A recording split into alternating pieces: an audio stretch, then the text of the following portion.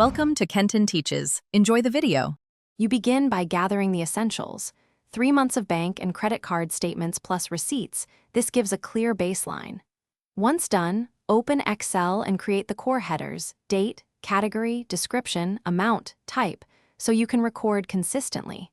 Make sure to separate fixed from variable expenses now, because that division drives budgeting choices later. Enter a few recent transactions to test the layout. This fast start keeps momentum and prevents messy imports down the line. Now you expand structure. Set up a category list on a separate sheet and use data validation so entries stay consistent. This prevents duplicates like groceries versus grocery. Next, implement formulas. SUMIF or SUMIFs will sum amounts by category and by month, which lets you compare trends. Format the amount column as currency and freeze the header row for easier navigation.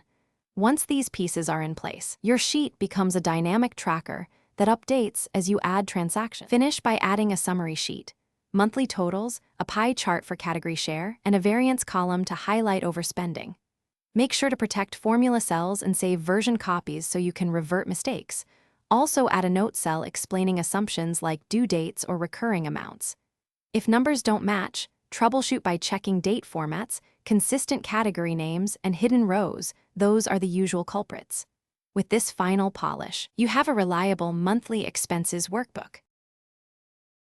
Thanks for watching. Please subscribe if this video was helpful.